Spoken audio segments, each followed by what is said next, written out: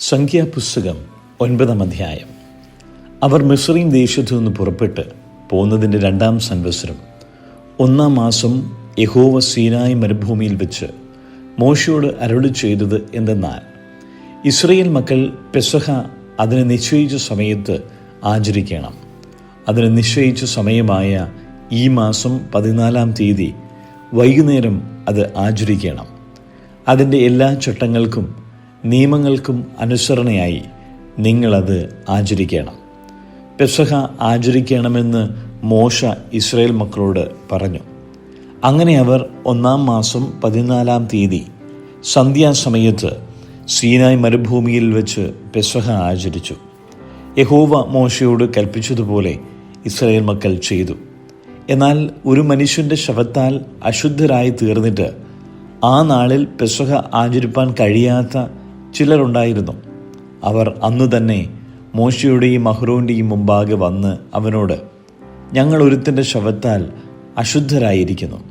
നിശ്ചയിക്കപ്പെട്ട സമയത്ത് ഇസ്രായേൽ മക്കളുടെ ഇടയിൽ യഹോവയുടെ വഴിപാട് കഴിക്കാതിരിപ്പാൻ ഞങ്ങളെ മുടക്കുന്നത് എന്ത് എന്ന് ചോദിച്ചു. മോശ അവരോട്, നിൽപ്പിൻ, യഹോവ നിങ്ങളെക്കുറിച്ച് കൽപ്പിക്കുന്നത് എന്ത് എന്ന് ഞാൻ കേൾക്കട്ടെ എന്ന് പറഞ്ഞു.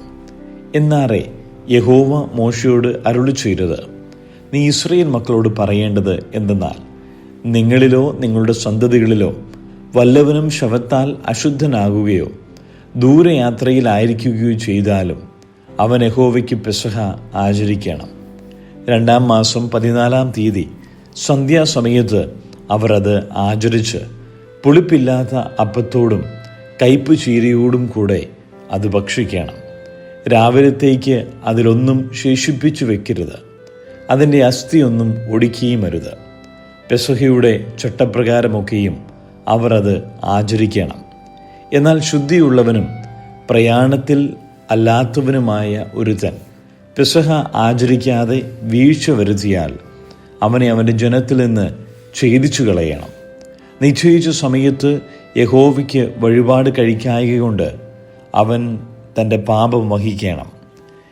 നിങ്ങളുടെ ഇടയിൽ വന്നു പാർക്കുന്ന ഒരു പരദേശിക്ക് യഹോവയുടെ പെസഹ ആചരിക്കണമെങ്കിൽ പെസഹയുടെ ചട്ടത്തിനും നിയമത്തിനും അനുസരണയായി അവൻ ആചരിക്കണം.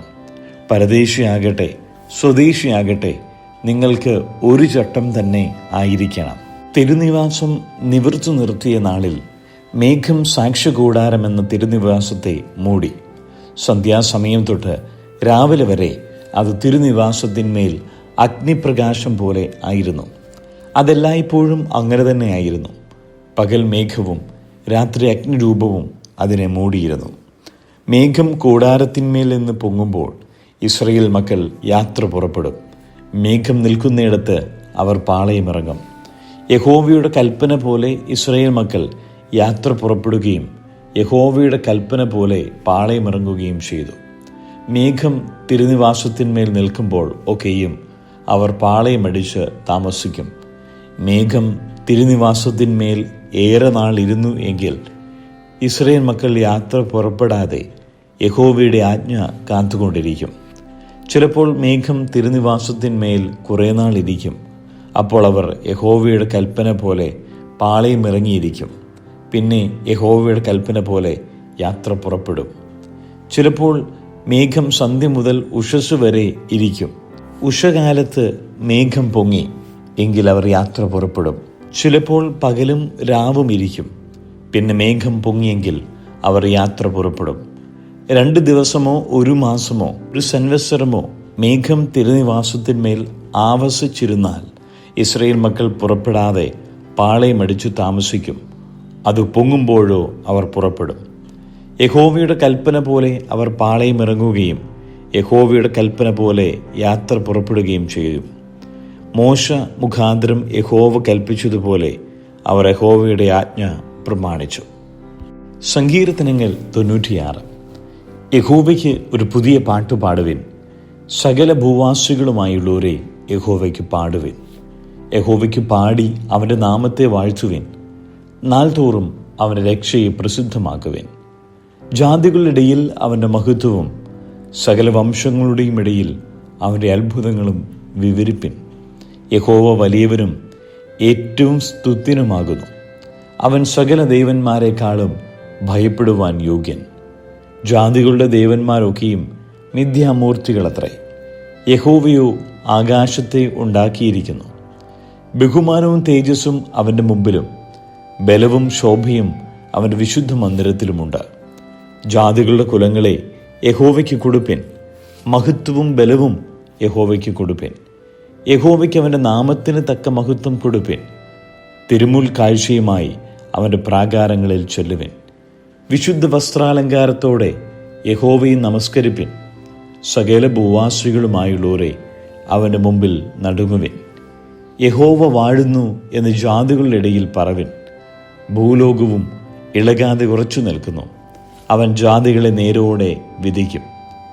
ആകാശം സന്തോഷിക്കുകയും ഭൂമി ആനന്ദിക്കുകയും സമുദ്രവും അതിൻ്റെ നിറവും മുഴങ്ങുകയും ചെയ്യട്ടെ. വയലും അതിലുള്ളതൊക്കെയും ആഹ്ലാദിക്കട്ടെ.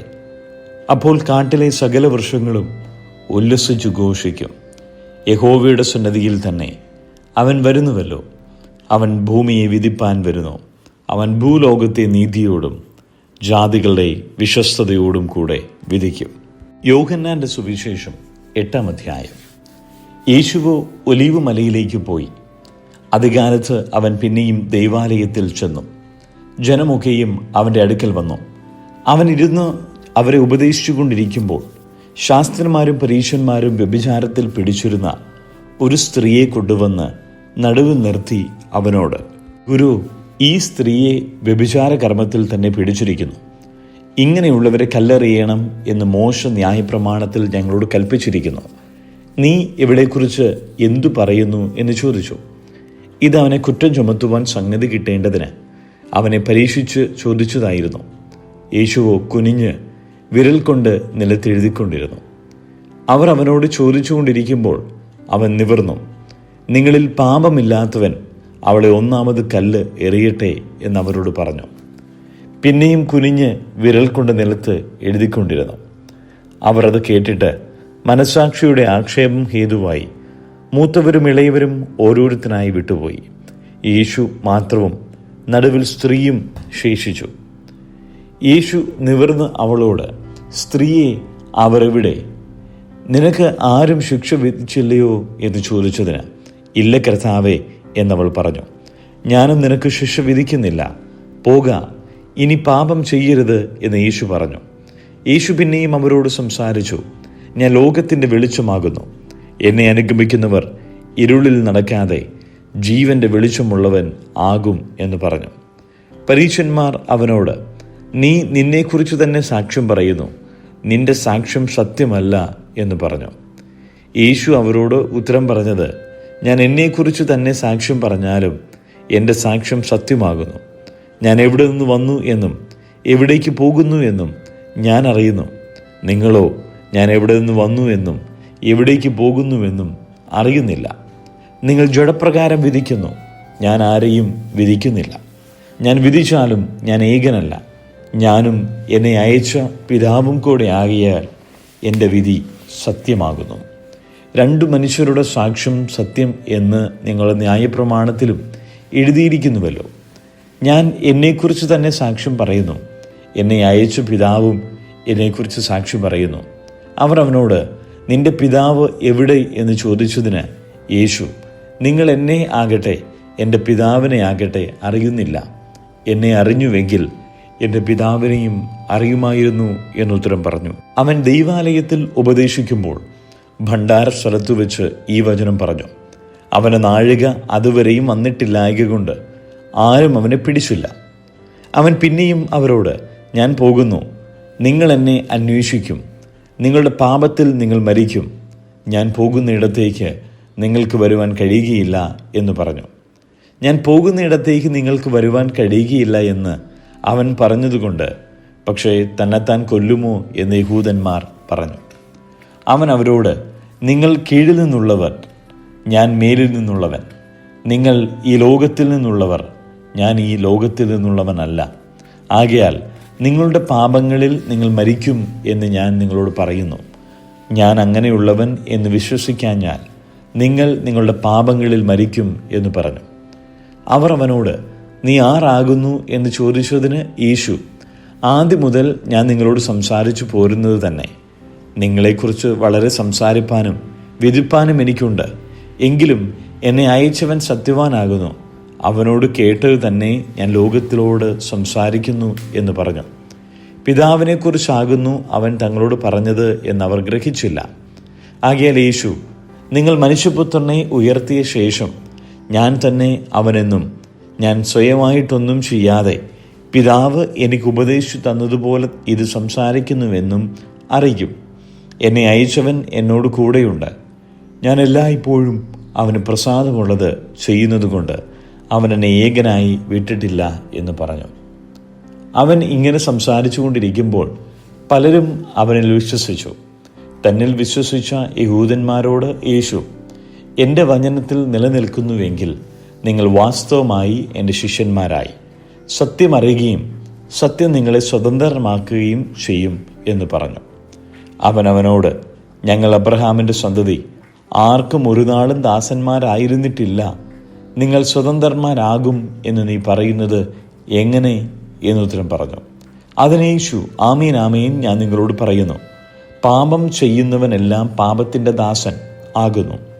ദാസൻ എന്നേക്കും വീട്ടിൽ വസിക്കുന്നില്ല, പുത്രനോ എന്നേക്കും വസിക്കുന്നു.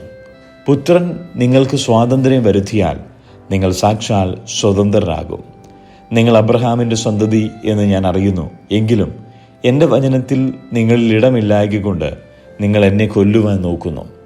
പിതാവിൻ്റെ അടുക്കൽ കണ്ടിട്ടുള്ളത് ഞാൻ സംസാരിക്കുന്നു, നിങ്ങളുടെ പിതാവിനോട് കേട്ടിട്ടുള്ളത് നിങ്ങൾ ചെയ്യുന്നു എന്നുത്തരം പറഞ്ഞു. അവർ അവനോട്, അബ്രഹാം ആകുന്നു നിങ്ങളുടെ പിതാവ് എന്നുത്തരം പറഞ്ഞതിന് യേശു അവരോട്, നിങ്ങൾ അബ്രഹാമിൻ്റെ മക്കൾ എങ്കിൽ അബ്രഹാമിൻ്റെ പ്രവൃത്തികളെ ചെയ്യുമായിരുന്നു. എന്നാൽ ദൈവത്തോട് കേട്ടിട്ടുള്ള സത്യം നിങ്ങളോട് സംസാരിച്ചിരിക്കുന്ന മനുഷ്യനായ എന്നെ നിങ്ങൾ കൊല്ലുവാൻ നോക്കുന്നു. അങ്ങനെ അബ്രഹാം ചെയ്തില്ലല്ലോ. നിങ്ങളുടെ പിതാവിൻ്റെ പ്രവൃത്തികളെ നിങ്ങൾ ചെയ്യുന്നു എന്ന് പറഞ്ഞു. അവർ അവനോട്, ഞങ്ങൾ പരസംഗത്താൽ ജനിച്ചവരല്ല, ഞങ്ങൾക്ക് ഒരു പിതാവേ ഉള്ളൂ, ദൈവം തന്നെ എന്ന് പറഞ്ഞു. യേശു അവരോട് പറഞ്ഞത്, ദൈവം നിങ്ങളുടെ പിതാവ് എങ്കിൽ നിങ്ങൾ എന്നെ സ്നേഹിക്കുമായിരുന്നു. ഞാൻ ദൈവത്തിൻ്റെ അടുക്കൽ നിന്ന് വന്നിരിക്കുന്നു. ഞാൻ സ്വയമായി വന്നതല്ല, അവൻ എന്നെ അയച്ചതാകുന്നു. എൻ്റെ ഭാഷണം നിങ്ങൾ ഗ്രഹിക്കാഞ്ഞത് എന്ത്? എൻ്റെ വചനം കേൾപ്പാൻ നിങ്ങൾക്ക് മനസ്സില്ലായകൊണ്ടത്രേ. നിങ്ങൾ പിശാചെന്ന പിതാവിൻ്റെ മക്കൾ, നിങ്ങളുടെ പിതാവിൻ്റെ മോഹങ്ങളെ ചെയ്യുവാനും ഇച്ഛിക്കുന്നു. അവൻ ആദ്യം മുതൽ കൊലപാതകനായിരുന്നു. അവനിൽ സത്യമില്ലായകൊണ്ട് സത്യത്തിൽ നിൽക്കുന്നതുമില്ല. അവൻ ഭോഷ്കു പറയുമ്പോൾ സ്വന്തത്തിൽ നിന്ന് എടുത്തു പറയുന്നു. അവൻ ഭോഷ്കു പറയുന്നവനും അതിൻ്റെ അപ്പനുമാകുന്നു. ഞാനോ സത്യം പറയുന്നത് കൊണ്ട് നിങ്ങൾ എന്നെ വിശ്വസിക്കുന്നില്ല. നിങ്ങളിൽ ആർ എന്നെ പാപത്തെക്കുറിച്ച് ബോധം വരുത്തുന്നു? ഞാൻ സത്യം പറയുന്നുവെങ്കിൽ നിങ്ങൾ എന്നെ വിശ്വസിക്കാത്തത് എന്ത്? ദൈവസന്തതിയായവൻ ദൈവവചനം കേൾക്കുന്നു. നിങ്ങൾ ദൈവസന്തതി അല്ലായകൊണ്ട് കേൾക്കുന്നില്ല. യഹൂദന്മാർ അവനോട്, നീ ഒരു ശമര്യൻ, നിനക്ക് ഭൂതമുണ്ട് എന്ന് ഞങ്ങൾ പറയുന്നത് ശരിയല്ലയോ എന്ന് പറഞ്ഞു. അതിന് യേശു, എനിക്ക് ഭൂതമില്ല, ഞാൻ എൻ്റെ പിതാവിനെ ബഹുമാനിക്കുക അത്രേ ചെയ്യുന്നത്. നിങ്ങളോ എന്നെ അപമാനിക്കുന്നു. ഞാൻ എൻ്റെ മഹത്വം അന്വേഷിക്കുന്നില്ല. അന്വേഷിക്കുകയും വിധിക്കുകയും ചെയ്യുന്നവൻ ഒരുവനുണ്ട്. ആമീൻ ആമീൻ ഞാൻ നിങ്ങളോട് പറയുന്നു, എൻ്റെ വചനം പ്രമാണിക്കുന്നവൻ ഒരു നാളും മരണം കാണുകയില്ല എന്നുത്തരം പറഞ്ഞു. യഹൂദന്മാർ അവനോട്, നിനക്ക് ഭൂതമുണ്ട് എന്ന് ഇപ്പോൾ ഞങ്ങൾക്ക് മനസ്സിലായി. അബ്രഹാമും പ്രവാചകന്മാരും മരിച്ചു. നീയോ എൻ്റെ വചനം പ്രമാണിക്കുന്നവൻ ഒരു നാളും മരണം ആസ്വദിക്കുകയില്ല എന്ന് പറഞ്ഞു. ഞങ്ങളുടെ പിതാവായ അബ്രഹാമിനേക്കാൾ നീ വലിയവനോ? അവൻ മരിച്ചു, പ്രവാചകന്മാരും മരിച്ചു.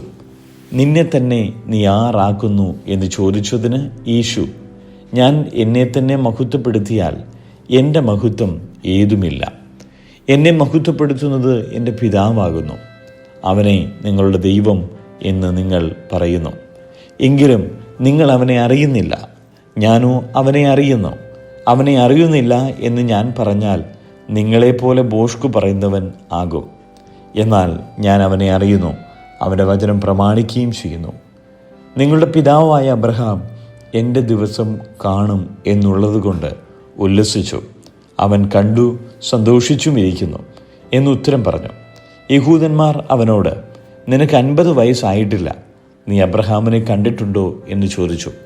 യേശു അവരോട്, ആമേൻ ആമേൻ ഞാൻ നിങ്ങളോട് പറയുന്നു, അബ്രഹാം ജനിച്ചതിന് മുമ്പേ ഞാൻ ഉണ്ട് എന്ന് പറഞ്ഞു. അപ്പോൾ അവർ അവനെ എറിവാൻ കല്ല് എറുത്തു. യേശുവോ മറഞ്ഞു, ദൈവാലയം വിട്ടുപോയി.